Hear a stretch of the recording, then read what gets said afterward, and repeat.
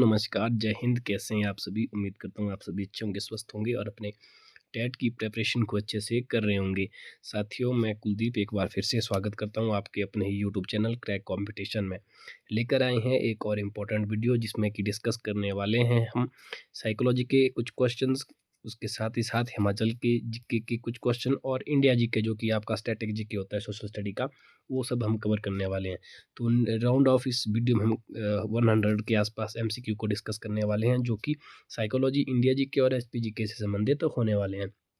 ठीक है, क्वेश्चन जो है कुछ क्वेश्चन हिंदी में टाइप है जबकि कुछ क्वेश्चन इंग्लिश में हमारी इस पीडीएफ में उपलब्ध है। अगर ये पीडीएफ आपको चाहिए तो आप कमेंट करें। ठीक है, आपको मैं बता देता हूँ कि हमारा फेसबुक में भी अपना एक ग्रुप है, टेलीग्राम पे भी है, व्हाट्सएप में भी है। तो आप जिस भी प्लेटफॉर्म पे जाना चाहते हैं वहाँ पे हमारे डिस्क्रिप्शन में जाके सभी के लिंक मिल जाएंगे, वहाँ पे आप जा सकते हैं और वहाँ पे जो भी आपको स्टडी मटेरियल चाहिए या जो भी स्टडी मटेरियल हमारे पास होता है वो पीडीएफ फॉर्मेट में आपको फ्री ऑफ कॉस्ट डिलीवर किया जाता है। ठीक है, तो ये जो जैसे कुछ क्वेश्चन हिंदी में तो मैं बायलिंगुअल आपको समझाने की कोशिश करूंगा और जो इंग्लिश के क्वेश्चन है उनको मैं हिंदी में आपको बताने की कोशिश करूंगा। तो चलिए वीडियो को शुरू करते हैं और आज का हमारा फर्स्ट क्वेश्चन है, मिल्खा सिंह को और किस नाम से जाना जाता है? पंजाब केसरी, फ्लाइंग सिख, रुस्तम ए हिंद या इनमें से कोई नहीं? तो फ्लाइंग सिख के नाम से इनको जाना जाता है, मिल्खा सिंह को। ठीक है, याद रखना है मिल्खा सिंह भारत के एथलेटिक में थे। ठीक है, तो उनको जो है फ्लाइंग सिख के नाम से जाना जाता है। और मुझे आप कमेंट करके बताइए कि पंजाब केसरी किसे कहा जाता है। ठीक है, पिछली वीडियो में ही हमने ये डिस्कस किया था। अगला जो क्वेश्चन है गाइज वो है, भारत के राष्ट्रध्वज की लंबाई और चौड़ाई का अनुपात क्या होना चाहिए? जो इंडिया का नेशनल फ्लैग है उसकी लेंथ और ब्रेथ का रेशियो क्या है? What is the ratio of length and breath?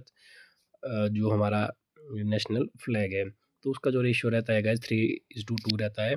मतलब अगर 3 सेंटीमीटर या मीटर लंबा है तो 2 सेंटीमीटर क्या हो जाएगा? चौड़ा हो जाएगा। ठीक है, या 3 मीटर लंबा है तो 2 मीटर चौड़ा, मतलब इसी रेशियो पे होना चाहिए हमारा नेशनल फ्लैग है उसकी लेंथ एंड ब्रेथ। अगला जो क्वेश्चन है गाइज वो है, अस्त्र मार्क 1 क्या है? लड़ाकू विमान, मिसाइल, सैटेलाइट, सैन्य हेलीकॉप्टर? तो अस्त्र मार्क 1 जो है याद रखना ये क्या है? एक मिसाइल है। ठीक है, अस्त्र मार्क 1 क्या है? एक मिसाइल है। सो गाइज अगला क्वेश्चन है very very very important, Bilaspur रियासत का हिमाचल प्रदेश में विलय कब हुआ? तो बिलासपुर रियासत जो है इसका विलय हिमाचल प्रदेश में 1954 में हुआ, याद रखना है। एग्जैक्ट डेट है 1 जुलाई 1954। आप जानते हैं कि जब हिमाचल प्रदेश का गठन हुआ 15 अप्रैल 1948, उसमें हिमाचल के मात्र 4 ही जिले थे। ठीक है, उसके बाद 5वां जिला जो बना बिलासपुर, छठा जिला बना किन्नौर। ठीक है, छठा जिला कौन सा बना? किन्नौर। कब बना? ये 1960 में। और बाकी जो जिले हैं वो पंजाब पुनर्गठन आयोग जब बना था उसकी सिफारिश के बाद, जब 1966 में उसकी रिपोर्ट आई उसके बाद जो बाकी हिमाचल प्रदेश के जो जिले हैं, ठीक है, उनका गठन हुआ और फिर हिमाचल के पूरे 12 जिले हो गए। ठीक है, डिटेल लेक्चर चाहिए तो हिमाचल प्रदेश के मैंने प्रशासन वाली वीडियो करवा रखी है, विद ट्रिक्स मैंने आपको बताया, कभी भी आप नहीं भूल पाओगे पूरी लाइफ पर फिर। ठीक है, तो ये आपको ध्यान रखना है। तो बिलासपुर 1954 और किन्नौर 1960। सो गाइस नेक्स्ट क्वेश्चन है, चंद्रताल झील हिमाचल प्रदेश के किस जिले में स्थित है? ठीक है, किस जिले में स्थित है? शिमला, किन्नौर, लाहौल स्पीति, चंबा? तो इसका जो राइट आंसर है वो हो जाएगा लाहौल स्पीति। लाहौल स्पीति में कौन सी झील है? चंद्रताल। ठीक है, तो याद रखना है चंद्रताल झील जो है कहाँ पे है? लाहौल स्पीति में। और जो सूरजताल झील है वो भी कहाँ पे है? लाहौल स्पीति में है सूरजताल, चंद्रताल, दीपकताल, ठीक है, यूनोमासो, ये सभी जो झीलें हैं कहाँ पे? लाहौल स्पीति में। नीलकंठ भी एक नामक झील है, ये जो वो भी है लाहौल स्पीति में ही है। ठीक है, कोई भी पूछी जा सकती है। जबकि नाको झील जो एक फेमस है वो किन्नौर में है। ठीक है, ये आपको ध्यान रखना है। अगर हम चंद्रनाहन, यहाँ पे कन्फ्यूजन होता है चंद्रताल और चंद्रनाहन के बीच में। जो चंद्रनाहन झील है ये कहाँ पे है? ये शिमला में। ठीक है, चंद्रनाहन, जबकि चंद्रताल जो है ये शिमला में है। सो गाइस जो अगला जो क्वेश्चन है, थोड़ा सा मैं इसको जूम कर लेता हूँ। ये है, शक संवत का पहला महीना होता है। तो शक संवत उसका पहला महीना कौन सा होता है? बैशाख, फागुन, चैत्र? तो इसका जो राइट आंसर हो जाएगा वो होगा चैत्र, जो कि हम नियर बाई मार्च को मानते हैं। ठीक है, मार्च अप्रैल जो होता है, मतलब मिड मार्च और स्टार्टिंग अप्रैल जो है इसको माना जाता है चैत्र। ठीक है, तो शक संवत के हिसाब से चैत्र जो है वो पहला महीना होता है, जैसे इंग्लिश कैलेंडर में जनवरी फर्स्ट मंथ होता है। ठीक है, अगला जो क्वेश्चन है जी रिसेंटली टैट के पेपर में आया हुआ, इसलिए इसको ढंग से समझ लीजिएगा। युद्धग्रस्त यूक्रेन से भारतीयों को सुरक्षित वापस लाने के लिए भारत सरकार द्वारा चलाए गए ऑपरेशन का क्या नाम था? ऑपरेशन घर वापसी, वंदे मातरम, ऑपरेशन रक्षक, ऑपरेशन गंगा? तो ऑपरेशन गंगा जो इसका राइट आंसर है, ठीक है। जो यूक्रेन में फंसे हुए भारतीय थे, जब जो है वहाँ पे युद्ध चला था अपने चरम सीमा पे, तो उस समय जो है भारतीयों को वापस लाने के लिए ऑपरेशन गंगा मूवमेंट चलाया गया, ठीक है। ऑपरेशन गंगा चलाया गया, जिसमें जितने भी भारतीय वहाँ पे फंसे हुए थे उनको सुरक्षित भारत वापस लाया गया, ठीक है। क्वेश्चन इस बार भी बन सकता है टेट के एग्जाम में, तो ध्यान रखिएगा। सो गाइस, जो नेक्स्ट माफी चाहूँगा, थोड़ा सी तबीयत। नेक्स्ट क्वेश्चन है, राष्ट्रीय और मतदाता दिवस कब मनाया जाता है, ठीक है। वे जो नेशनल वोटर डेज है ये मनाया जाता है 25 जनवरी को, ध्यान रखना है। तो 25 जनवरी को राष्ट्रीय मतदाता दिवस, जिसे नेशनल वोटर्स डे कहा जाता है, वो मनाया जाता है। कब मनाया जाता है, ध्यान रखना है, 25 जनवरी। अमूमन ये क्वेश्चन बार बार टेट के एग्जाम में पूछा जाता है। अगला जो क्वेश्चन है, भाभा परमाणु अनुसंधान केंद्र कहाँ पे स्थित है। तो भाभा परमाणु अनुसंधान केंद्र कहाँ पे स्थित है, तो ये आपको रखना है। भाभा जो परमाणु अनुसंधान केंद्र है वो मुंबई में स्थित है, ठीक है। कहाँ पे स्थित है, मुंबई में, ठीक है। ये nuclear plant, Bhabha nuclear plant कहाँ पे स्थित है, मुंबई या बॉम्बे। वर्तमान में हिमाचल प्रदेश के शिक्षा मंत्री हैं, तो आप देख सकते हैं, जो क्वेश्चन है थोड़ा सा पुराना है, ठीक है। तो अभी वर्तमान समय में हिमाचल प्रदेश के शिक्षा मंत्री तक आपको पता ही है, अगर नहीं पता तो मैं बता देता हूँ, क्योंकि क्वेश्चन बन सकता है। तो अभी है श्री रोहित ठाकुर। श्री रोहित ठाकुर जो है ये हिमाचल प्रदेश में वर्तमान में हिमाचल प्रदेश के शिक्षा मंत्री हैं, है ना। चीफ मिनिस्टर को तो आपको पता ही होगा, श्री सुखविंदर सिंह सुक्खू है, लेकिन एजुकेशन मिनिस्टर कौन है, श्री रोहित ठाकुर। नेक्स्ट क्वेश्चन है गाइज, भारत का मैनचेस्टर है ये, ठीक है। मैनचेस्टर किस शहर को कहा जाता है, Gandhinagar, Rajkot, Surat, Ahmedabad. Ahmedabad is known as the Manchester of India, याद रखना है, ठीक है। भारत का मैनचेस्टर किसे कहते हैं, तो अहमदाबाद को भारत का मैनचेस्टर कहा जाता है, तो याद रखना है। इंपॉर्टेंट क्वेश्चन है ये, भारत का मैनचेस्टर अहमदाबाद। अगला जो क्वेश्चन है गाइस, किस साधु की पूजा सिरमौर में की जाती है, लोमश, व्यास, जमदग्नि। तो ये आपको याद रखना है, जो जमदग्नि ऋषि है, ठीक है, जमदग्नि ऋषि, इनका जो संबंध है वो कहाँ से है, सिरमौर से, ठीक है।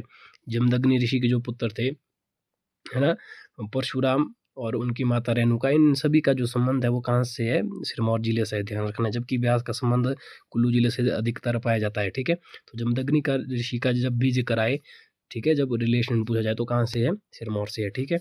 यहाँ पे आपको ध्यान रखना है। रेणुका जो है वो जमदग्नि ऋषि और परशुराम, इन सभी का संबंध सिरमौर से है, ठीक है। तो अगर वहाँ पे से है तो पूजा भी उनकी वहीं पे ही की जाएगी, ठीक है ना। अगला क्वेश्चन है guys, very important, Himachal Pradesh में राष्ट्रपति शासन कब लागू हुआ था, ठीक है। तो कब लागू हुआ था, याद रखना है, 1992 में हिमाचल प्रदेश में एक बार राष्ट्रपति शासन लग चुका है। कब लगा था, 1992 में, ठीक है। ऑल इंडिया में लगा था बेसिकली, तो उस समय हिमाचल प्रदेश में भी राष्ट्रपति शासन लगा था। अगला question is again very very very important for the exam point of view. Shimla में भारत छोड़ो आंदोलन का नेतृत्व किसने किया, सोमनाथ, अमृत कौर, महात्मा गांधी, सरदार पटेल। तो शिमला से इसका लीड किसने किया था, अमृत कौर ने, ठीक है।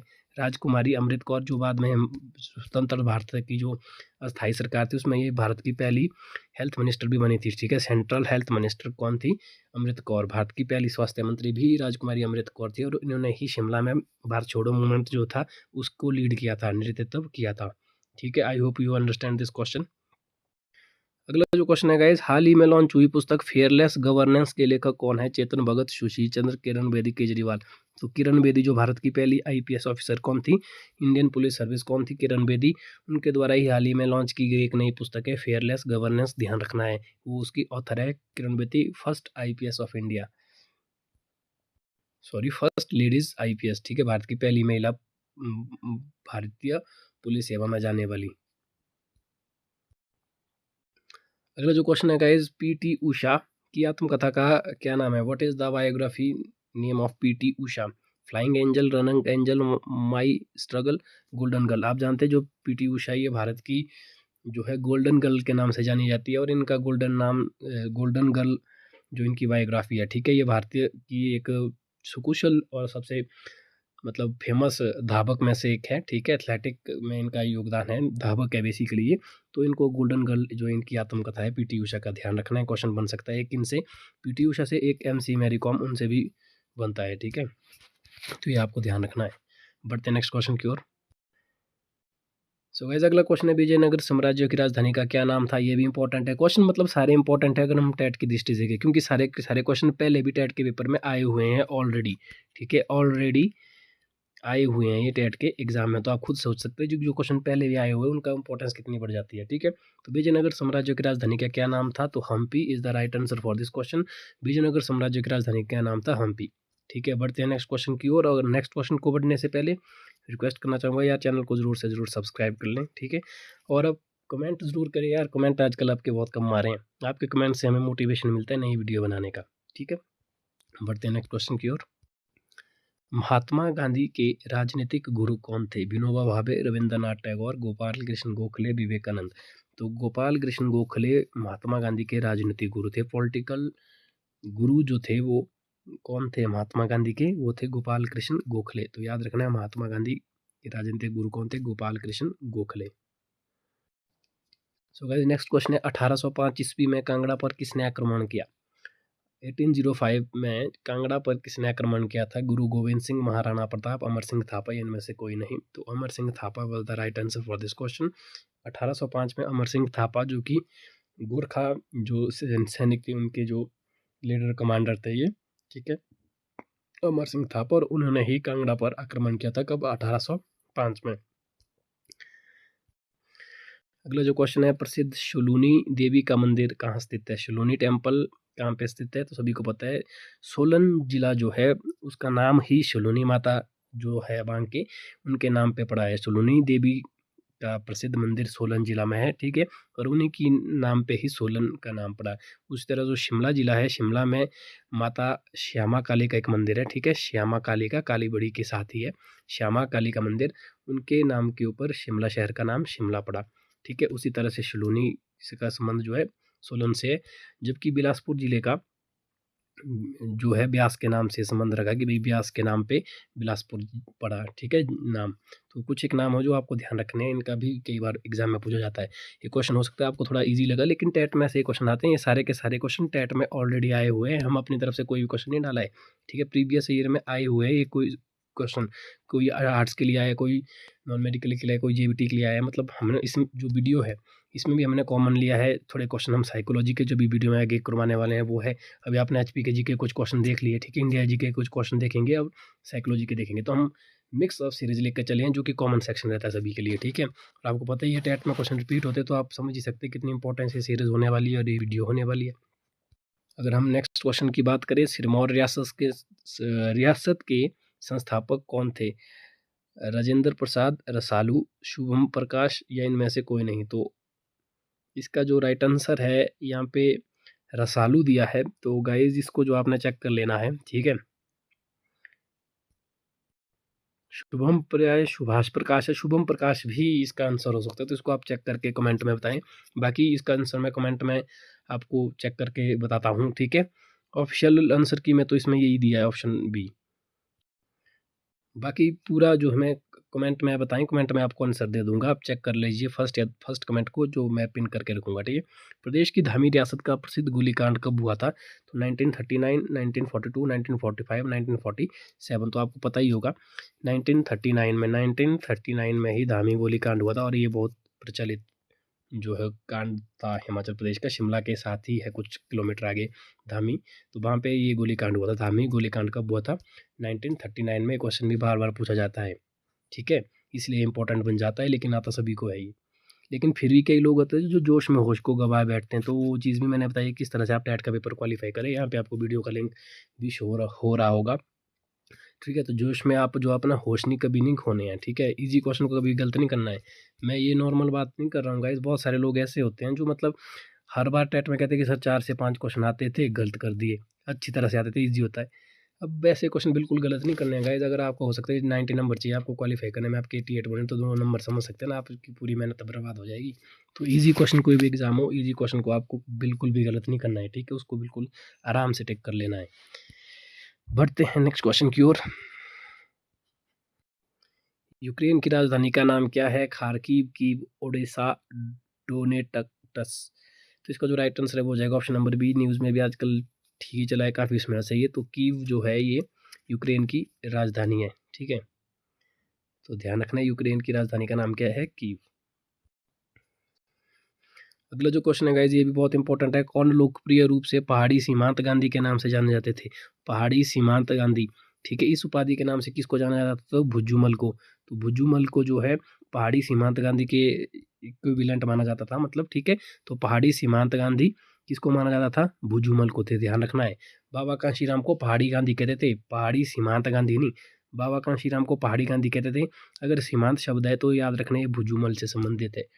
आई होप आप समझ रहे हैं इन चीज़ों को, ठीक है। कंफ्यूज नहीं होना है। बाबा कांशीराम का संबंध किससे है? पहाड़ी गांधी से। पहाड़ी सीमांत गांधी का किससे संबंधित है? भुजूमल से। अगला जो क्वेश्चन है गाइस ये है महावीर से संबंधित महावीर की मूल शिक्षाएं किस ग्रंथ में संग्रहित है? अंग, पूर्वा, त्रिपिटक, जातक। तो जो पूर्वा नामक ग्रंथ है इसमें महावीर की मूल शिक्षाएं, जो मूल शिक्षाएं हैं उसको संग्रहण वहाँ पे किया है पूर्वा ग्रंथ में, पूर्वा नामक ग्रंथ में। तो ये भी आपको याद रखना है, ठीक है। तो जो महावीर स्वामी है इनकी जो मूल शिक्षाएं हैं वो कौन से ग्रंथ में है? पूर्वा में, ठीक है। तो स्वामी महावीर का आपको ध्यान रखना है। और इनका जो है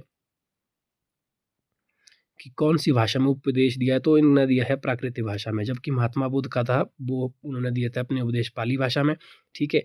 और इन्होंने कौन सी भाषा में दिए थे? प्राकृतिक भाषा में। और यही एक कारण है, वन ऑफ द मतलब पॉपुलर रीज़न ये भी है कि जो बुद्धिज़्म है वो ज़्यादा पॉपुलर हुआ क्योंकि जो वो उनने अपने जो लेक्चर दिए थे वो कौन सी भाषा में दिए थे? पाली भाषा में, ठीक है। और उस समय पाली भाषा जो थी बहुत पॉपुलर थी, प्रचलित थी, इस कारण से बौद्ध धर्म ज़्यादा प्रचलित हुआ। जबकि अगर हम जैन धर्म की बात करें जिसके जो 24वें तीर्थंकर जो महावीर स्वामी थे, ठीक है, उन्होंने जो है अपनी भाषा जो चुनी वो प्राकृतिक चुनी। ये उस समय उतनी पॉपुलर नहीं थी, तो ये भी एक कारण हो सकता है कि ये उतना फेमस नहीं हुआ। इसके अलावा और भी कुछ कारण है कि जो है वो उनसे हम नहीं जाएंगे। जैसे जैनिज़्म में बहुत सारी स्ट्रिक्टनेस थी, ठीक है, जबकि बौद्धिज़्म में नहीं थी, ठीक है। और एक चीज़ और रखनी है, जो महावीर स्वामी है ये जैनिज़्म के 24वें तीर्थंकर थे, ठीक है। 23वें कौन से थे? तो 23वें थे आपके ऋषभदेव, सॉरी पार्श्वनाथ। और जो पहले थे आपके ऋषभदेव, माफ़ कीजिएगा, पहले थे आपके पार्श्वनाथ और 23वें थे ऋषभदेव। ये भी आपको ध्यान रखना है। अगला जो क्वेश्चन है अंतर्राष्ट्रीय न्यायालय कहाँ पे स्थित है? तो ये है द हेग, नीदरलैंड में। कहाँ पे है? द हेग, नीदरलैंड में है ये international court of justice, ICJ इसको जाना जाता है। इंटरनेशनल कोर्ट ऑफ जस्टिस कहाँ पे है? The Hague, Netherlands. तो ये भी आपको याद रखना है। नीरज चोपड़ा जो हाल ही में खबरों में रहे किस खेल से संबंधित है? भाला फेंक। तो जो जेवलिन थ्रो होता है, जेवलिन थ्रो, उससे इनका संबंध है किसका? नीरज चोपड़ा का, the golden boy of India, ठीक है। ये आपको याद रखना है। अब जो डिस्कस कर लेते हैं गाइस थोड़े बहुत साइकोलॉजी के क्वेश्चन। अभी तक हमने इंडिया का जीके और HP जीके कुछ एक क्वेश्चन किए, अभी तो कुछ एक क्वेश्चन और भी जीके के डिस्कस करेंगे। लेकिन उससे पहले हम डिस्कस करने वाले हैं साइकोलॉजी के। साइकोलॉजी के क्वेश्चन को डिस्कस करने से पहले मैं आपको बता देता हूँ, जो क्वेश्चन है ये प्योरली इंग्लिश में लिखे हैं, लेकिन आपको घबराना नहीं है, मैं इनको पूरा हिंदी में आपको एक्सप्लेन करके बताऊँगा, ठीक है। 16 PF is used for measurement of what? Creativity, interest, personality, motivation. जो 16 PF टेस्ट है, 16 PF टेस्ट पिछली वीडियो में हमने डिस्कस करवाया है। ये एक तरह का टेस्ट है ये, ठीक है। किसको मापने के लिए इसका इस्तेमाल किया जाता है? तो पर्सनैलिटी क्या होता है? व्यक्तित्व। तो याद रखना है, तो व्यक्तित्व को मापने का एक टेस्ट कौन सा है? 16 PF। और ये क्वेश्चन बार बार टेट के एग्जाम में आता है, क्यों? इसका मेन रीज़न है इसका नाम। अब 16 PF देखो तो टेस्ट होता है, जैसे बीने साइमंस के लिए एक टेस्ट हो गया, ठीक है, या और कोई जैसे TAT थीमेटिक एप्रिसिएशन टेस्ट, वो एक टेस्ट हो गया। तो 16 PF भी एक टेस्ट है, लेकिन इसका नाम थोड़ा सा उटपटांग जैसा है, इसलिए टेट में आता है और बहुत सारे लोग इसको गलत करके जाते हैं। तो ध्यान रखना है, पर्सनैलिटी से इसका संबंध है, व्यक्तित्व से, ठीक है, 16 PF का। अगला है देखो, who develop thematic appreciation test. ये देखो सबसे पहली चीज़ है who develop thematic appreciation test, मतलब थीमेटिक एप्रिसिएशन टेस्ट जिसको टैट कहते हैं, TAT। इसको किसने डेवलप किया, मतलब ये सिद्धांत किसने दिया, ठीक है। ये जो टेस्ट है ये भी पहली चीज़ तो आप याद रखिए, इसका मापन भी पर्सनैलिटी मापने के लिए होता है। किसके लिए? पर्सनैलिटी मापने के लिए, अर्थात व्यक्तित्व को मापने के लिए। जिस तरह से 16 PF को पर्सनैलिटी मापने के लिए यूज़ किया जाता है, उसी तरह से टैट थीमेटिक एप्रिसिएशन टेस्ट इसका भी पर्सनैलिटी मापने के लिए इस्तेमाल किया जाता है। तो यहाँ पे पूछा है कि भाई किसके द्वारा ये दिया गया था? तो मुर्रे और मॉर्गन, M&N। तो मुर्रे एंड मॉर्गन के द्वारा, ठीक है, मुर्रे एंड मॉर्गन, इनके द्वारा जो है थीमेटिक एप्रिसिएशन टेस्ट दिया था, याद रखना है, ठीक है। वेरी वेरी इंपॉर्टेंट क्वेश्चन है गाइस, फिर मत बोलिएगा कि गलत करके आए पेपर में। टेट 16 PF, ये दोनों के दोनों किसके है? एक रोडशा स्याही ink blot test, Rorschach ink blot test अभी वीडियो में आगे आएगा। वैसे मैंने बताया भी अपनी पिछली वीडियोस में, ये भी पर्सनैलिटी के लिए इस्तेमाल किया जाता है। एक टेट, एक रोडशा इंक ब्लॉक टेस्ट, ये और एक जो है 16 PF, ठीक है, याद रखना है। रोडशा इंक ब्लॉक टेस्ट दिया किसने था? तो हरमन रोडशा ने दिया था। बढ़ते हैं नेक्स्ट क्वेश्चन की ओर। अगला जो क्वेश्चन है guys, drive theory is related with learning intelligence in motivation personality. तो जो ये है गाइस, ये मोटिवेशन से संबंधित होती है, प्रेरणा से। ड्राइव थ्योरी है क्या? तो जो मास्लो है, मैस्लो ने एक थ्योरी दी थी सेल्फ एक्चुअलाइजेशन की थ्योरी, सेल्फ एक्चुअलाइजेशन थ्योरी, जिसे हिंदी में आत्म सिद्धि का सिद्धांत कहते हैं। आत्म सिद्धि का सिद्धांत, आत्म सिद्धि का सिद्धांत किसने दिया था? आत्म सिद्धि का सिद्धांत तो ये दिया था मैस्लो ने। तो मैस्लो ने कौन सा सिद्धांत दिया था? आत्म सिद्धि का सिद्धांत, जिसमें उन्होंने 4 से 5 इस तरह के अलग अलग स्टेप्स दिए थे। भाई सबसे पहले फिजिकल नीड होती है, उसके बाद सेफ्टी होती है, उसके बाद लव होती है, लव के बाद रिस्पेक्ट चाहता है, और उसके बाद वो सेल्फ एक्चुअलाइजेशन चाहता है, ठीक है, कि बस दुनिया का वो एक मालिक हो। तो ये जो थ्योरी दी थी, किसने दी थी? मैस्लो ने। इसी को ही ड्राइव थ्योरी कहते हैं, ठीक है, जिसे हम आत्म सिद्धि का सिद्धांत कहते हैं। तो ये आपको याद रखना है। बढ़ते हैं नेक्स्ट क्वेश्चन की ओर। Which factor is important in human development? तो ये जो क्वेश्चन है गाइस, जिसका जो तो बुक में आंसर दिया वो इन्वायरमेंट दिया, तो मेरे हिसाब से ये आंसर गलत होना चाहिए। क्यों होना चाहिए? क्वेश्चन को ढंग से समझ लीजिएगा। What which is factor is important in human development, मानव विकास में कौन सा फैक्टर इसमें से महत्वपूर्ण है? तो आपको पता है जो हेरिडिटी और इन्वायरमेंट है, ये दोनों जो है इंपॉर्टेंट होते हैं गाइस, लेकिन जो ऑफिशियल आंसर में इन्वायरमेंट को टेक किया है वो गलत होगा। इसका exact answer option number C होना चाहिए। क्यों होना चाहिए? क्योंकि आपको पता है, जो हमारे को पता है डेवलपमेंट जो होता है वो हेरिडिटी इंटू इन्वायरमेंट, इन दोनों का अंत्यक्रिया होती है, ठीक है। विकास सिर्फ जो है अकेले इन्वायरमेंट के द्वारा संभव नहीं है, ना ही अकेले हेरिडिटी के द्वारा, लेकिन इन दोनों की अंत्यक्रिया से ही विकास होता है, ठीक है। तो इसलिए ऑप्शन नंबर सी यहाँ पे राइट आंसर हो जाएगा, ना कि ऑप्शन बी। ऑप्शन बी यहाँ पे गलत हो जाएगा, तो ध्यान रखना है, ठीक है। कुछ एक क्वेश्चन जो है गलत भी इसमें मार्क किए हो सकते हैं, तो ऑप्शन नंबर बी जो है प्योरली है कि ये गलत ही है, ठीक है। राइट आंसर हो जाएगा ऑप्शन नंबर सी, ठीक है। बहुत मैंने ये फॉर्मूला आपको बताया, अगर आप हमारे साथ जुड़े हैं, कि भाई जो डेवलपमेंट है, विकास है, इसका जो फॉर्मूला है वो हेरिडिटी इंटू इन्वायरमेंट है। हेरिडिटी और इन्वायरमेंट, हिंदी में हेरिडिटी को बोलते हैं आनुवंशिकता, ठीक है। आनुवंशिकता और इन्वायरमेंट हुआ वातावरण, तो आनुवंशिकता और वातावरण का अंतःक्रिया ही होता है विकास, ठीक है। तो बढ़ते हैं नेक्स्ट वीडियो क्वेश्चन की तरफ। आई होप आप समझ रहे हैं चीज़ों को।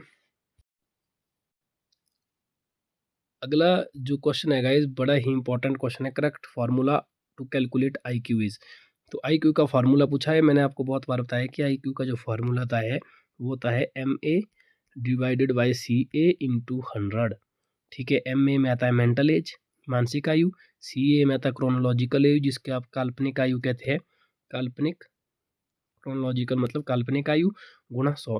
तो mental as divided by chronological age into 100, ये क्या हो जाएगा? IQ का फॉर्मूला, ठीक है। ये भी बहुत बार एग्जाम में पूछा जाता है। अगला जो क्वेश्चन है उसको डिस्कस कर लेते हैं। Student of disadvantages groups should be taught along with normal student, it implies. Question को पहले समझ लीजिए। क्वेश्चन बोल रहा है कि जो डिसेबल स्टूडेंट होते हैं, जिनमें कुछ असक्षम जो छात्र है, अगर उनको जो है अन्य नॉर्मल स्टूडेंट के साथ पढ़ाया जाए एक ही छत के नीचे, एक ही स्कूल में, तो वो किस तरह की एजुकेशन है? स्पेशल एजुकेशन है, इंटीग्रेटेड एजुकेशन है, एक्सक्लूसिव एजुकेशन है, या इंक्लूसिव एजुकेशन है? मैंने आपको बहुत बार बोला है कि भाई ऐसी एजुकेशन को बोलते हैं हम इंक्लूसिव एजुकेशन। हिंदी में इसका आंसर होता है समावेशी शिक्षा। समावेशी शिक्षा, समावेशी शिक्षा का मतलब होता है जब जो डिसएडवांटेज ग्रुप्स वाले स्टूडेंट जो मतलब डिसेबल्ड स्टूडेंट है, या जो चाहे वो फिजिकल डिसेबल्ड है या मेंटली डिसेबल्ड है, जब उनको जो है नॉर्मल स्टूडेंट के साथ जो है एक ही छत के नीचे, एक ही सिलेबस, एक ही पैटर्न, सब कुछ इकट्ठा पढ़ाया जाता है, तो उस वैसी एजुकेशन को क्या कहते हैं हम? समावेशी शिक्षा, अर्थात इंक्लूसिव एजुकेशन, ठीक है। ये आपको ध्यान रखना है, इंपॉर्टेंट क्वेश्चन है, बार बार टेट के एग्जाम में पूछा जाता है। नेक्स्ट क्वेश्चन है, who used the word intelligence quotient IQ first? Very very important question है गाइस। सबसे पहले IQ शब्द किसने दिया? इंटेलिजेंस क्वोशेंट शब्द सबसे पहले किसने दिया? तो ये दिया स्टर्न ने। किसने दिया था? स्टर्न। तो आपको याद रखना है, डायरेक्ट क्वेश्चन है लेकिन है बहुत इंपॉर्टेंट, वेरी इंपॉर्टेंट। फिर से बता देता हूँ, पेपर में टपक पड़ता है ये क्वेश्चन भी। तो who use the word intelligence question first, सबसे पहले इंटेलिजेंस क्वेश्चन शब्द किसने दिया था, विलियम स्टर्न ने। तो विलियम स्टर्न ने ये सबसे पहले दिया था, ठीक है।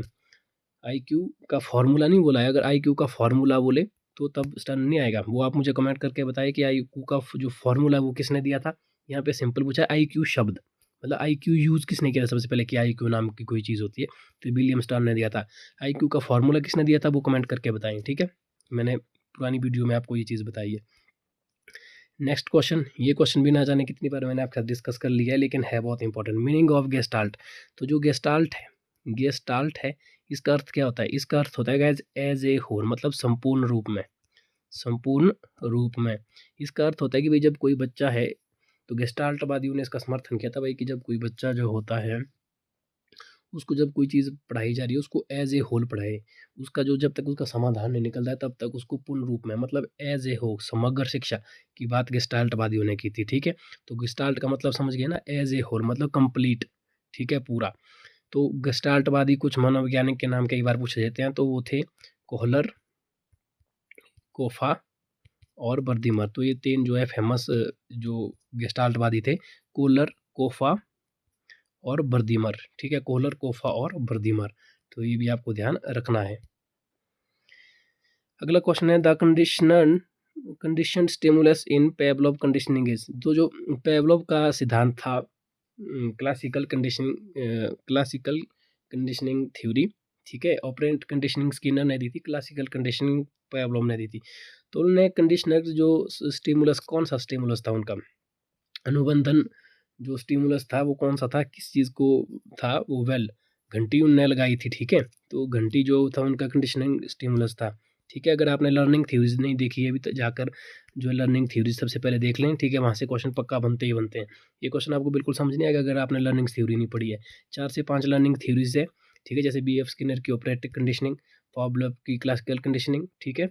उसी तरह से जो इनसाइड थ्योरी है कोहलर की, ट्रायल एंड एरर थॉर्नडाइक की, वो सब आप थ्योरी आपको याद होनी चाहिए, सिर्फ नाम ही नहीं, उसके बाद कि जैसे उसमें पूरा होना चाहिए कि कौन कौन से उसमें एनिमल लिए, कौन सा उसका क्लासिक कंडीशन में बेल था, किसी में चिंपैंजी था, किसी में कुत्ता था, किसी ने बिल्ली पे किया था, ठीक है। तो ये अलग अलग लर्निंग थ्योरीज आनी चाहिए, क्वेश्चन कहीं से भी आ सकता है। सो गाइस नेक्स्ट क्वेश्चन है filling new information into existing schemas is known as, filling new information into existing schema is known as assimilation. क्या है सिमुलेशन, तो गाइज दो टर्म है यहाँ पे, इसको बोलते हैं आत्म सातीकरण, आत्म सातीकरण, और इसे अभी हिंदी में मैं एग्जैक्ट टर्म याद नहीं कर पा रहा हूँ, लेकिन गाइज ऐसा ना कुछ चीज़ें आपको इंग्लिश में भी ध्यान रखनी है, ठीक है, ज़्यादा ईजी होता है। एसिमिलेशन एक होता है अकोमोडेशन, मैं भी जो है साइकोलॉजी इसी तरह से ही करता था, ठीक है। अब आपको याद रखना है जब न्यू इन्फॉर्मेशन है, न्यू इन्फॉर्मेशन, एक आपके पास ओल्ड इन्फॉर्मेशन है, ठीक है, जब बच्चे के पास ओल्ड इन्फॉर्मेशन है उसमें न्यू इन्फॉर्मेशन आ गई, लेकिन जब न्यू इन्फॉर्मेशन आई तो बच्चे ने दोनों को अपनाया, न्यू इन्फॉर्मेशन को भी ओल्ड इन्फॉर्मेशन को भी। इस स्थिति को कहते हैं हम एसिमिलेशन, आत्मसातीकरण, मतलब नई इन्फॉर्मेशन को अपने साथ में ही रखना। लेकिन एकोमोडेशन क्या होती है, अगर जब न्यू इन्फॉर्मेशन आई, न्यू इन्फॉर्मेशन आने की वजह से ओल्ड इन्फॉर्मेशन को उसने त्याग दिया कि भाई ये तो जो हमने पहले पढ़ा था गलत था, जबकि एग्जैक्ट होता ये है कि न्यू इन्फॉर्मेशन, जैसे मान लीजिए बच्चे को बताया कि भाई जो ओल्ड इन्फॉर्मेशन है कि गाय की 4 टांगें होती है, गाय काले रंग की होती है, ठीक है। तो अब जब बच्चे ने कहीं पे सफ़ेद गाय देखी तो बच्चा क्या बोलेगा, भाई जो नई इन्फॉर्मेशन है गाय तो अलग अलग कलर की होती है, इसका मतलब जो पुरानी इन्फॉर्मेशन थी वो गलत थी, गाय केवल काले रंग की नहीं होती है। तो जब नई इन्फॉर्मेशन पुरानी इन्फॉर्मेशन को रिप्लेस कर लेती है, बदल देती है, तो उसको क्या कहेंगे हम, अकोमोडेशन। ध्यान रखना, तब अब राइट आंसर क्या हो जाएगा, अकोमोडेशन। अगर न्यू इन्फॉर्मेशन जो है पुराने के साथ साथ एग्जिस्ट कर रही है, बदल नहीं रही है, तो उसको कहेंगे सिमुलेशन। एकोमोडेशन या सिमुलेशन, इनमें से क्वेश्चन आता ही आता है पेपर में, ध्यान रखना है, ठीक है। कि आपसे पूछा क्या क्या जल्दबाजी और हड़बड़ाहट में आप लोग गलत कर सकते हो, बहुत सारे लोग जो है इस चक्कर में राइट आंसर को भी रॉन्ग करके आते हैं, ठीक है। तो यह गलती आपको बिल्कुल भी नहीं करनी है, ठीक है, आराम से करना है पेपर को बिल्कुल, क्योंकि टैट के एग्जाम में मैंने आपको बोला है 2.5 घंटे का पेपर होता है, वो बहुत इनफ टाइम होता है, इनफ टाइम, ठीक है। जो मतलब जिनने टैट बहुत बार दिया होता है, जैसे 2-3 बार, उनको इतना एक्सपीरियंस हो, वो टैट का पेपर मात्र 1 से 1.5 घंटे में ही कर लेते हैं पूरा, और उसके बाद बैठ के जवाइयाँ मारते हैं, ठीक है। तो इतना टाइम होता है, अगर फर्स्ट टाइम में आप जा रहे हैं तो आपको लगेगा कि भाई 2.5 घंटे ये तो बहुत कम है, कैसे करेंगे? तो आपको पता बता दूँ मैं, जो कमीशन होगा मात्र 1 से 1.5 घंटे का होता है, जो रिसेंटली जैसे 1.5 घंटे का कमीशन होता था, ठीक है? तो 1.5 घंटे के अंदर पूरे आपको करने पड़ते थे 200 क्वेश्चन, तो खुद आइडिया लगाओ आपको कितना कम टाइम दिया जाता है। तो टेट में तो फिर भी बहुत ज़्यादा टाइम है, और मैंने आपको बोला टेट के पेपर को आप करने का तरीका 2 से 3 बार करना है, 2 से 3 बार, ठीक है? 2 बार तो करना ही है, फर्स्ट टाइम नहीं करना है। अगर आपको डिटेल लेक्चर तो हमने वीडियो बनाई है कि एचपी टेट जो है आप कैसे क्रैक करें, उसमें मैंने बताया है विद ट्रिक्स किस तरह से जो स्मार्ट स्टूडेंट होते हैं, इंटेलिजेंट लोग होते हैं, वो कौन सी ट्रिक अपनाते हैं। तो जाकर वो वीडियो देख लें, 5 मिनट की वीडियो है हार्डली। अगला जो क्वेश्चन है इसको ढंग से समझ लीजिएगा। Which method is not a projective method for personality measurement? तो पर्सनैलिटी मेजरमेंट का प्रोजेक्टिव मेथड कौन सा नहीं है? सबसे पहले मैं आपको बता दूं, ये चारों के चारों जो टेस्ट है ये है प्रोजेक्टिव मेथड ही, ठीक है?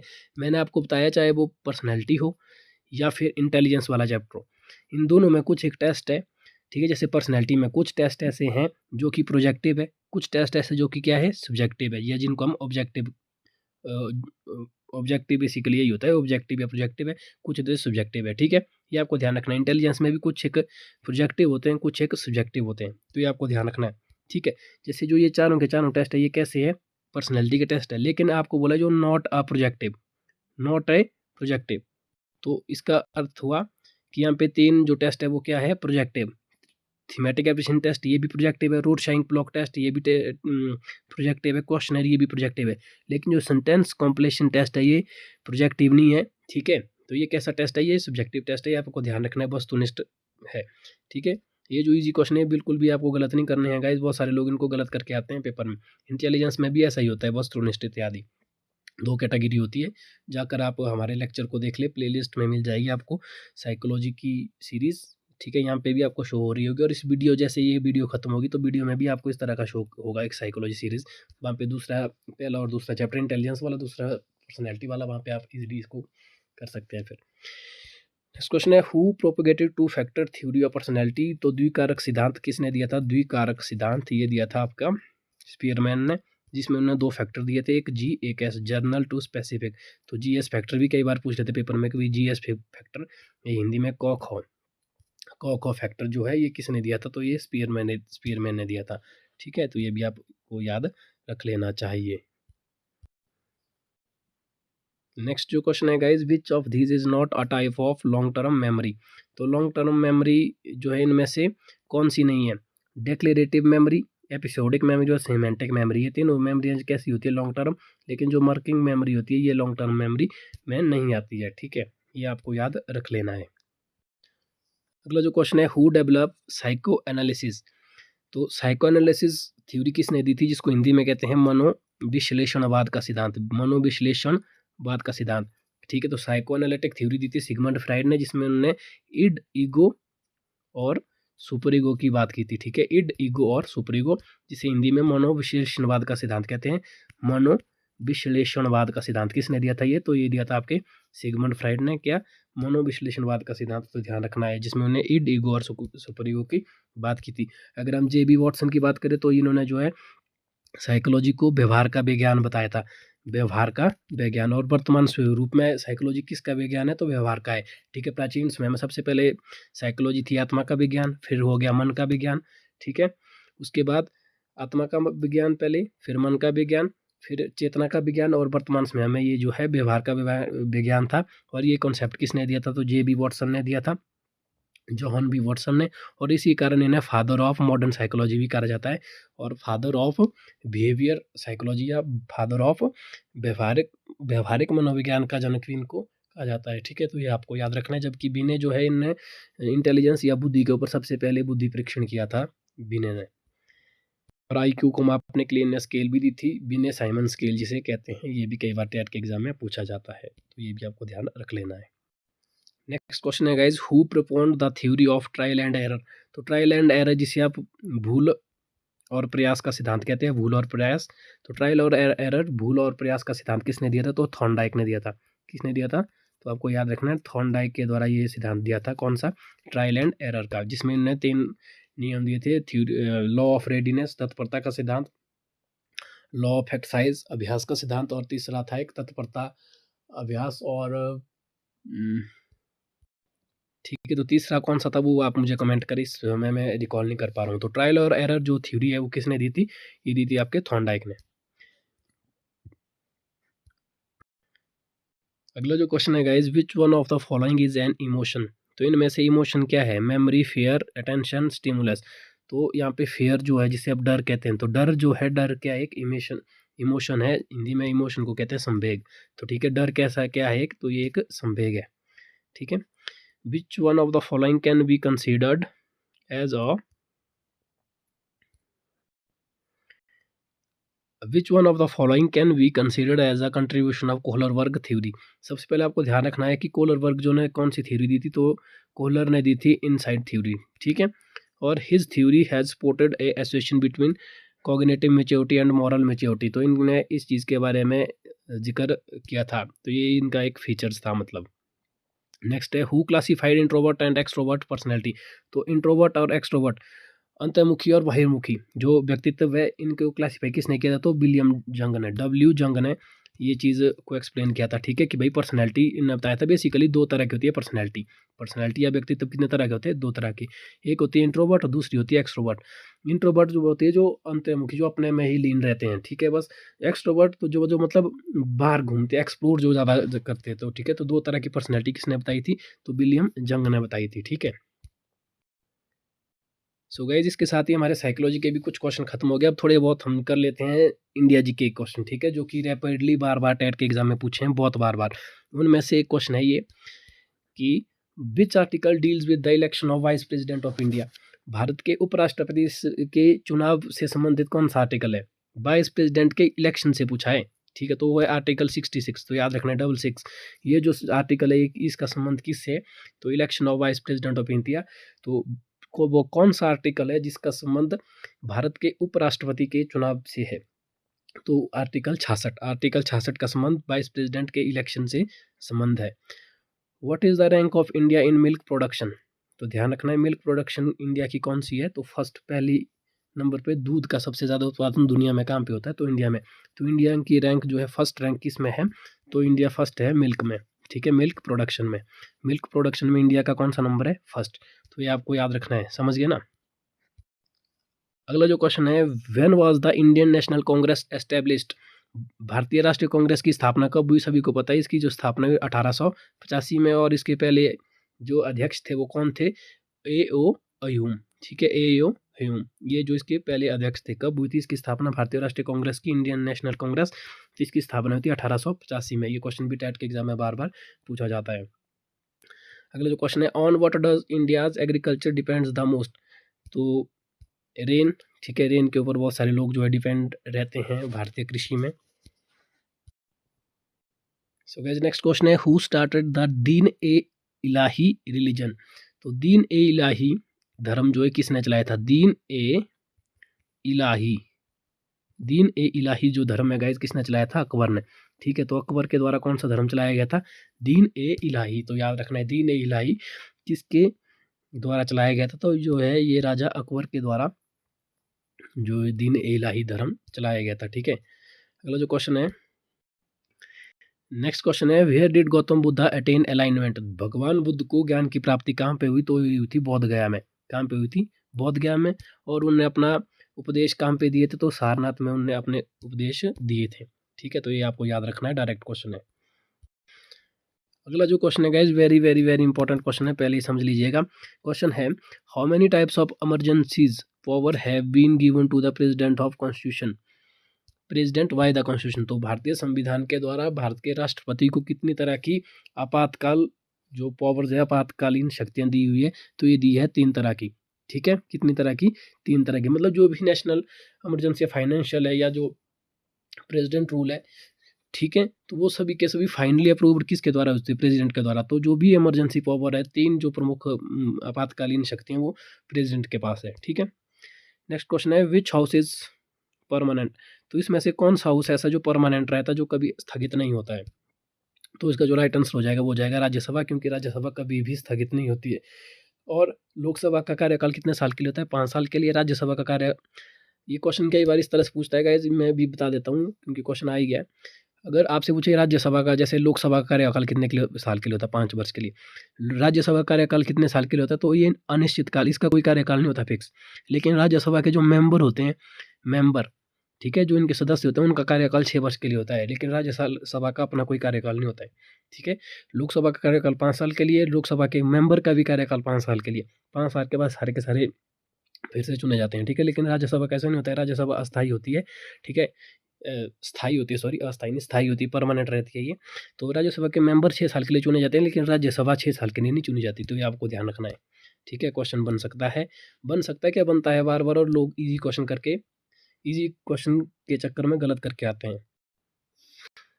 अगला जो क्वेश्चन है, in which state of India is Kangchenjunga located, तो कंचनजंगा कहाँ पे है, सिक्किम में। ठीक है, तो ये आपको याद रखना, डायरेक्ट क्वेश्चन है, कंचनजंगा भारत में कहाँ पे है, तो सिक्किम में है कंचनजंगा। नेक्स्ट क्वेश्चन है, चिपको मूवमेंट इज रिलेटेड टू विच, जो चिपको मूवमेंट है इसका संबंध किससे था, तो फॉरेस्ट से था। ठीक है, सुंदरलाल बहुगुणा के द्वारा ये चलाया गया था चिपको मूवमेंट, और ये किसका संबंध किससे था, फॉरेस्ट, या जिसको हम कहते हैं वन से इसका संबंध था। ठीक है, कई बार पूछ लेते हैं किसके द्वारा चलाया गया था, सुंदरलाल बहुगुणा, किससे इसका संबंध था, तो फॉरेस्ट से। अगला जो क्वेश्चन है गाइस, अगला क्वेश्चन है, among the following where does it rain the most in India, तो भारत में कौन से स्थान पे सबसे ज़्यादा बारिश होती है, ये क्वेश्चन पूछा गया है बेसिकली। तो भारत में सबसे ज़्यादा बारिश होती है मानसीवाराम में। कहाँ होती है, मानसीवाराम में सबसे ज़्यादा बारिश होती है, ये आपको याद रखना है।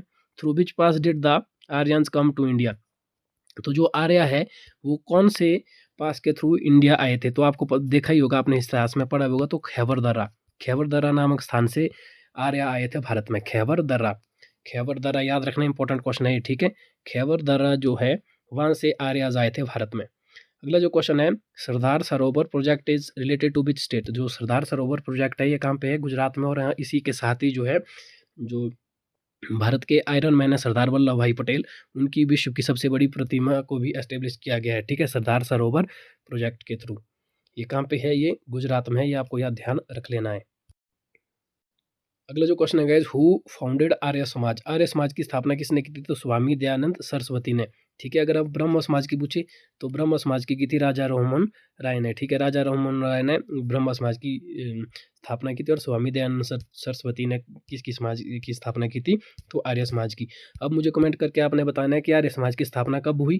ठीक है, और जो ब्रह्म समाज है, ब्रह्म समाज की स्थापना कब हुई। ठीक है, ये भी आपको कमेंट सेक्शन में बताना है। और इसके अलावा राजा राममोहन राय का आपको अलग फैक्ट याद रखना कि इनने विलियम बेंटिक के साथ सती प्रथा को रोकने में भी अपनी अहम भूमिका निभाई थी। नेक्स्ट जो क्वेश्चन है गाइज वो है रणजी ट्रॉफी से related, Ranji trophy is related to which sport, तो रणजी ट्रॉफी का जो संबंध है वो किस खेल से है, तो Ranji trophy is related to which sport, तो इसका जो संबंध है वो क्रिकेट से है। ठीक है, तो क्रिकेट से संबंधित है रणजी ट्रॉफी। जो अलग अलग ट्रॉफीज़ है, टूर्नामेंट्स है अलग अलग स्पोर्ट्स के लिए, वो भी आपको ध्यान रखना है, वो आप कई बार पूछ लेते हैं। जैसे यहाँ पे रणजी ट्रॉफी पूछा था, रणजी ट्रॉफी के संबंध किस खेल से, तो क्रिकेट से है। आगे है, where was the Panchayati Raj system first implemented, तो जो आप जानते हैं कि पंचायती राज सिस्टम है, जो पंचायती राज कितने स्तरीय की है ये, तो 3 टायर सिस्टम है इसमें, 3 टायर सिस्टम, तो त्रिस्तरीय की जो है इसमें पूरा नेटवर्क है। ठीक है, कौन सी समिति इसके लिए बनाई गई थी, तो बलवंत राय मेहता, BRM बलवंत राय मेहता की इसकी समिति बनाई थी, और उसकी सिफारिश के बाद ही पंचायती राज सिस्टम को इंडिया में इम्प्लीमेंट किया गया था। तो क्वेश्चन है कि भाई कहाँ पे सबसे पहले इसको इम्प्लीमेंट किया था, तो आपको याद रखना है राजस्थान। ठीक है, सबसे पहले राजस्थान। और बलवंत कौन सी कमेटी थी, बलवंत राय मेहता। ठीक है, इसने कितने स्तरीय की बात की थी, त्रिस्तरीय, 3 टायर सिस्टम। अब ठीक है, वर्तमान समय में भी त्रिस्तरीय, जैसे गाँव में ग्राम पंचायत है। ठीक है, ब्लॉक स्तर पे ब्लॉक पंचायत है, और जिला पे जिला परिषद ZP है। ठीक है, तो ये आपको ध्यान रखना है। और इसके अलावा आपको एक्स्ट्रा फैक्ट ये भी याद रखना है कि पंचायती राज कौन से आर्टिकल में आता है भारत के, तो आर्टिकल 40। तो भारत का जो आर्टिकल 40 है, जो बेसिकली DPSP के अंतर्गत आता है, डायरेक्टरी प्रिंसिपल ऑफ स्टेट, उसके अंतर्गत आता है आर्टिकल 40 की, भारत में जो है ग्राम पंचायत होगी। ठीक है, तो आर्टिकल 40 में ग्राम पंचायत का जिक्र है, तो ये आपको याद रखना है। अगला जो क्वेश्चन है, Bhakra dam is situated on which river, Bhakra dam कौन सी नदी के ऊपर है, तो ये है सतलुज नदी के ऊपर। ठीक है, कौन सी नदी के ऊपर है भाखड़ा डैम, तो ये सतलुज नदी के ऊपर। और गए सतलुज डैम पर जो है 226 मीटर ऊंचा 226 मीटर ऊंचा जो है डैम है, इतना ऊंचा ये डैम है मतलब इसका। ठीक है, तो याद रखना, कई बार ये भी पूछ लेता है एक दो बार टेट में ये पूछा गया कि भाई भाखड़ा डैम की ऊंचाई कितनी है, तो कितनी है 226 मीटर। मैं एक्स्ट्रा बता देता हूँ, 226 मीटर जो है इसकी हाइट है भाखड़ा डैम की। और कौन सी नदी के ऊपर है ये? सतलुज नदी के ऊपर है। ठीक है, हिमाचल प्रदेश का सबसे बड़ा बांध है ये गाइस, ध्यान रखिएगा। भाखड़ा बांध की ऊंचाई पूछ लेता है, वो मैंने अभी आपको बता दिया, फिर मत बोलिएगा। नेक्स्ट क्वेश्चन है guys, tropic of cancer passes through how many states of India. जो कर्क रेखा है वो भारत के कितने राज्यों से होकर गुजरती है? कर्क रेखा, तो कौन सी रेखा है? कर्क रेखा। और आपको बताना है कि ये भारत के कितने स्टेट होकर गुजरती है, तो राइट आंसर हो जाएगी इसका 8। तो भारत के 8 राज्यों से होकर गुजरती है कौन सी रेखा? आपकी कर्क रेखा। तो ये आपको ध्यान रख लेना है, इंपॉर्टेंट क्वेश्चन है, पेपर में आ सकता है बार बार ये।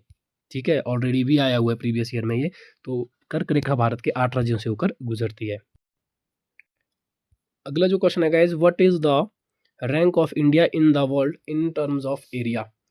तो भारत की क्षेत्रफल की दृष्टि से भारत का विश्व में कौन सा स्थान है, ये पूछा है बेसिकली। तो कौन सा है? 7th। तो विश्व में भारत का 7वां स्थान है क्षेत्रफल की दृष्टि से। अगर जनसंख्या की दृष्टि से देखें तो जनसंख्या में भी सेकंड है, पहले पे चाइना, सेकंड पे, मतलब अब जल्दी ही भारत पहले पे आना वाला है, लेकिन ऑफिशियली अभी भारत दूसरे नंबर में, और क्षेत्रफल की दृष्टि से 7वें नंबर पे। ये भी आपको ध्यान रखना है, यहाँ से भी टेट के एग्जाम में ऐसे क्वेश्चन पूछे जाते हैं। नेक्स्ट क्वेश्चन है, when is international women day celebrated. तो भारतीय महिला दिवस कब मनाया जाता है? तो 8 मार्च को मनाया जाता है, ये अभी आपको डायरेक्ट याद रखना है। ठीक है, तो इंटरनेशनल वुमेन्स डे सेलिब्रेट कब किया जाता है? तो अंतर्राष्ट्रीय महिला दिवस कब मनाया जाता है? तो ये 8 मार्च को मनाया जाता है, ये भी आपको याद रखना, डायरेक्ट क्वेश्चन है। When was the constitution of India adopted.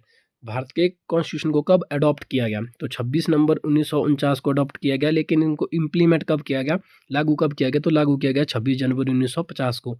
ठीक है, बनाया कब गया था, अपनाया कब गया था, मतलब बनाया गया अपनाया कब गया था? तो 26 नवंबर 1950 को ही बनाया गया था, 1949 को ही, सॉरी 26 नवंबर 1949 को ही इसको अपनाया गया था, लेकिन लागू इसको 26 जनवरी 1950 को किया था। ये आपको ध्यान रखना है, इंपॉर्टेंट क्वेश्चन है ये, तो पता ही होना चाहिए आपको, very very very important. Next question है, which plateau is called the roof of the world.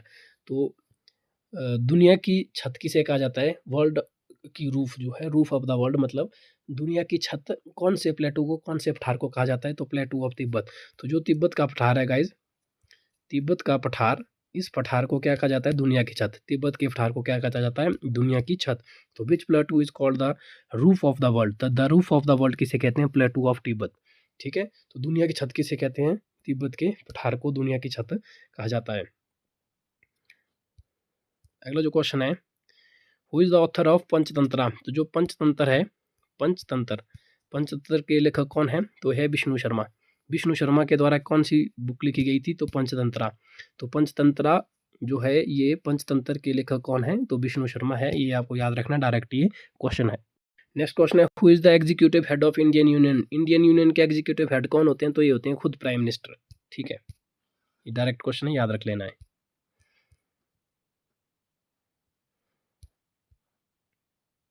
अगला जो क्वेश्चन है, you give me blood I will give you freedom. ये किसने कहा था? ये कथन किसका है? You give me blood I will give you freedom. तुम मुझे खून दो मैं तुम्हें आज़ादी दूंगा। ये फेमस कोट किसका था? तो ये था one and only legend, Subhash Chandra Bose का। ठीक है, सुभाष चंद्र बोस ने ये नारा दिया था, you give me blood I will give you freedom. तुम मुझे खून दो मैं तुम्हें आज़ादी दूंगा। ये जो कथन था, ये किसका था? सुभाष चंद्र बोस का था। याद रखना है, पेपर में यहाँ से क्वेश्चन बनता है, ये क्वेश्चन आता ही है पेपर में। अगला जो क्वेश्चन है, तास TASS is news agency of which country. तो रशिया की है तास, याद रखना है। ठीक है, जो तास एजेंसी है, न्यूज एजेंसी, ये कहाँ की है? रशिया की। तो तास न्यूज एजेंसी किस कंट्री की है? रशिया की। ये भी आपको डायरेक्ट याद रखना है। In which year did the चोरा चोरी इंसिडेंट टेक प्लेस। तो चोरा चोरी जो इंसिडेंट है वो कब हुआ था? तो 1922 में होता, ध्यान रखना है। जबकि 1919 में क्या हुआ था? जलियांवाला बाग हत्याकांड हुआ था 1919 में, और उसके कुछ टाइम बाद जो है चोरा चोरी कांड हुआ था 1922 में। तो ध्यान रखना है, जलियांवाला 99, उसके बाद रोलर एक्ट इत्यादि, और जबकि चोरा चोरी जो हुआ वो कब हुआ था? 1922 में। ये भी आपको याद रखना है, ये यहाँ से भी क्वेश्चन बनता है। नेक्स्ट क्वेश्चन है, who was the greatest ruler of the Maurya dynasty. तो मौर्य वंश का सबसे ग्रेट राजा इनमें से कौन सा सबसे महान राजा? समुद्रगुप्ता, अशोका, चंद्रगुप्ता मौर्य, बिंदुसारा। बिंदुसारा तो क्या ही ग्रेट था, ये तो सबसे लुल था। ठीक है, तो इसमें सबसे अशोक जो है, इसको जो है मौर्य डायनेस्टी का, मौर्य वंश का सबसे फेमस और सबसे महान शासन या महान सम्राट माना जाता है। ये तो ऐसे कि कलिंग वार के बाद इसने अपना सब कुछ राजपाट त्याग करके एक सन्यासी का रूप लेकर बौद्ध धर्म को अपनाया, वरना इसका बहुत ज़्यादा योगदान होना था। फिर भी इसे मौर्य डायनेस्टी का सबसे फेमस और सबसे महान सम्राट और राजा में से एक माना जाता है। ठीक है, मौर्य डायनेस्टी का।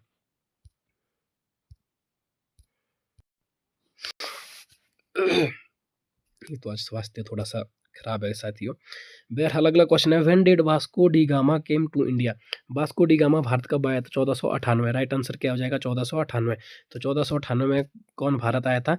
तो सबसे पहली बार वास्को डी गामा, जो एक पुर्तगाली यात्री थे, ये जो है भारत आए थे 1498 में। नेक्स्ट क्वेश्चन है guys, Sardar Sarovar dam is bullet on which river. आपको अभी जैसे मैंने बताया था कि सरदार सरोवर जो डैम है ये कहाँ पे है? ये आपके गुजरात में, जहाँ पे सरदार वल्लभ भाई पटेल, जिनको भारत का आयरन मैन माना जाता है, उनकी वर्ल्ड की सबसे बड़ी प्रतिमा है।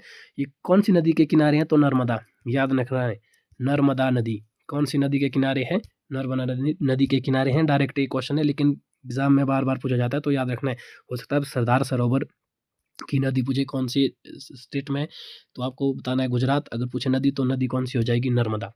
कौन सी प्रतिमा है साथ में? तो सरदार सरोवर, माफ कीजिएगा, आयरन मैन जो है हमारे सरदार पटेल, उनकी है। और उस स्टैचू का नाम क्या है? Statue of unity.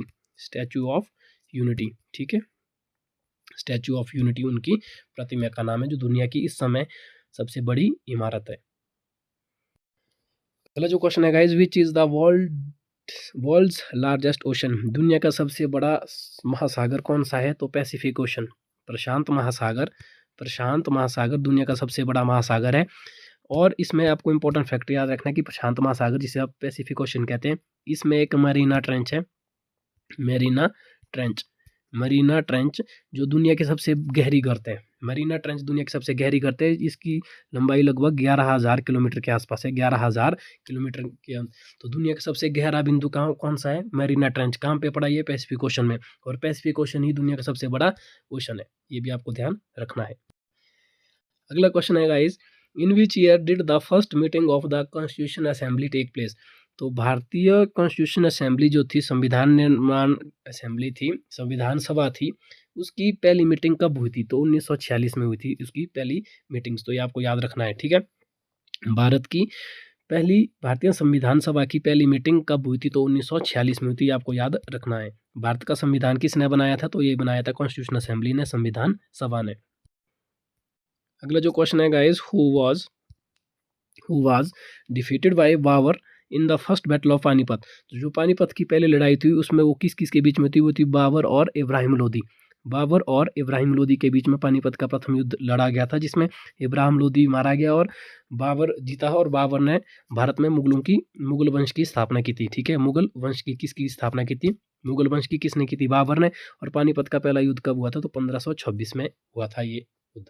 ठीक है, ये आपको पता ही होगा, फिर भी आपको याद रख लेना है, क्योंकि क्वेश्चन इंपॉर्टेंट है, टेट में बार बार पूछ लेता है, स्पेशली टीजीटी आर्ट्स में। सो गाइस, नेक्स्ट क्वेश्चन है, Bharatanatyam is a classical dance form of which state. तो जो क्लासिकल डांस है, ये कहाँ का लोक नृत्य है? तो भरतनाट्यम जो है ये तमिलनाडु का फोक डांस है, ये क्लासिकल डांस है। ठीक है, तो भरतनाट्यम का संबंध कहाँ से है? तमिलनाडु से, आपको याद रखना है। तो भरतनाट्यम का संबंध किससे है? तो तमिलनाडु से। ठीक है, भरतनाट्यम जो कहाँ का क्लासिकल डांस है, लोक नृत्य है, तो ये है तमिलनाडु का। ये आपको याद रखना है, डायरेक्ट ही क्वेश्चन है। अगला जो क्वेश्चन है गाइस, ये है खालसा पंथ से related. When was the Khalsa पंथ फाउंडेड। तो खालसा पंथ जो बना, ये कब बना था? 1699 में। सिख के जो 10वें गुरु थे, गुरु गोविंद सिंह, उनके द्वारा जो बैसाखी होती है, बैसाखी उस दिन जो 13 अप्रैल, आई थिंक एग्जैक्ट डेट मुझे मालूम नहीं है, तो 1699 में खालसा पंथ की स्थापना की थी, बैसाखी के दिन में। ठीक है, सिख के 10वें गुरु गोविंद सिंह के द्वारा। ठीक है, अगला क्वेश्चन है, विच इज द ओल्डेस्ट वेदा। तो भारत का सबसे प्राचीनतम वेद कौन सा है? तो ऋग्वेद। तो ऋग्वेद को भारत का क्या मतलब, हिंदू माइथोलॉजी में इसे सबसे प्राचीन वेद माना जाता है। ठीक है, तो सबसे पुराना वेद कौन सा है? तो ऋग्वेदा। ठीक है, संगीत इत्यादि से जो म्यूजिक से रिलेटेड है, वो है सामवेद है, क्योंकि इसमें बहुत सारी संगीत की ऋचाएँ हैं। ठीक है, अगर हम यजुर्वेद की बात करें, गद्य और पद्य दोनों में है यजुर्वेदा। जबकि अथर्ववेद की बात करें तो इसका संकलन बाद में हुआ। प्राचीन समय में 3 ही वेद थे, सामवेद, यजुर्वेद और ऋग्वेद। अथर्ववेद की रचना अथर्वा ऋषि ने की थी, जबकि बाकी वेदों की जो वेदों का संकलन था वो महर्षि भगवान वेद व्यास जी के द्वारा किया गया था। ठीक है, ये आपको याद रखना है। अगला जो क्वेश्चन है गाइस बड़ा इंपॉर्टेंट है, वेरी इंपॉर्टेंट अगेन। ठीक है, वैसे तो क्वेश्चन सारे इंपॉर्टेंट है, लेकिन कुछ एक क्वेश्चन ऐसे है जो बहुत इंपॉर्टेंट है, जैसे कि ये in which year was the 42 amendment to the Indian constitution done. भारतीय संविधान का 42वां संविधान संशोधन कब जो है पारित हुआ था?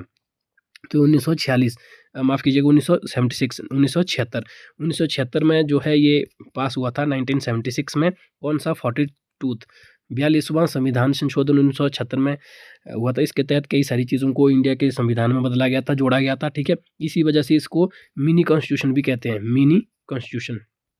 मिनी कॉन्स्टिट्यूशन, भारत का मिनी संविधान किसे कहते हैं, कौन से अमेंडमेंट को कहते हैं? तो 42वें संविधान संशोधन को भारत का सबसे मिनी कॉन्स्टिट्यूशन भी माना जाता है।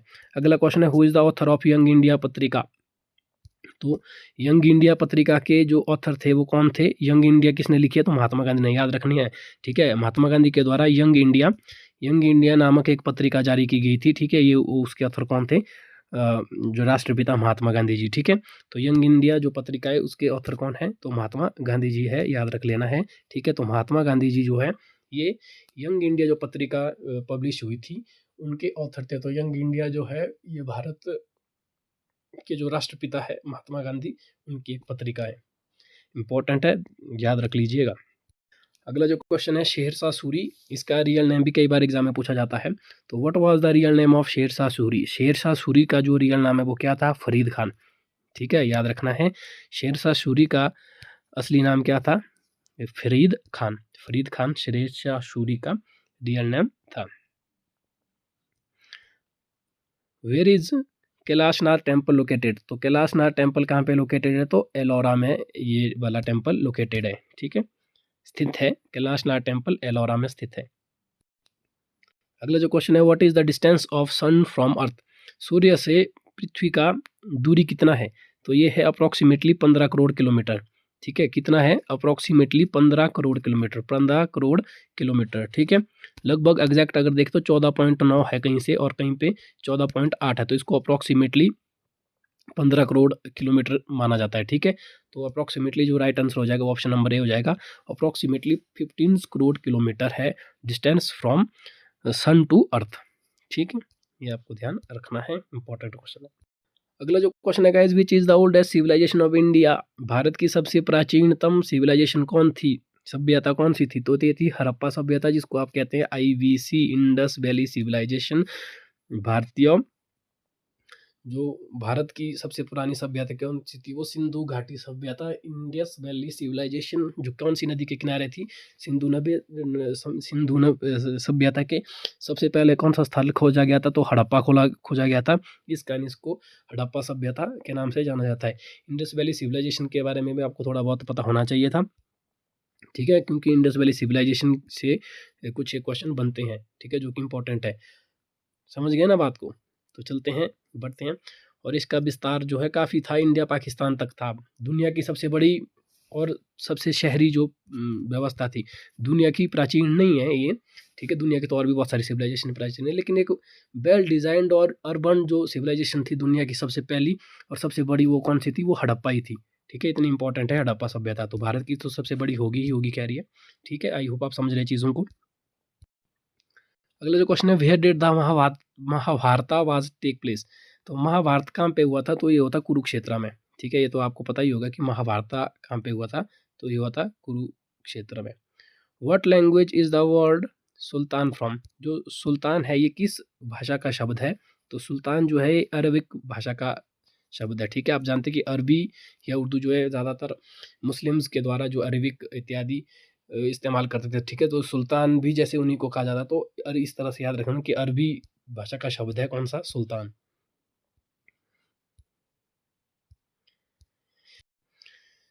ठीक है, तो ये है। बाकी जो इंडस वैली सिविलाइजेशन है इसके बारे में आपको पता ही होना चाहिए। कुछ एक इंपॉर्टेंट फैक्टर जैसे सिंधु घाटी सभ्यता का बंदरगाह कहाँ था? तो ये था लोथल में। ठीक है, सबसे बड़ा स्नानागार कहाँ था? तो मोहनजोदड़ो में था। ठीक है, मोहनजोदड़ो में था।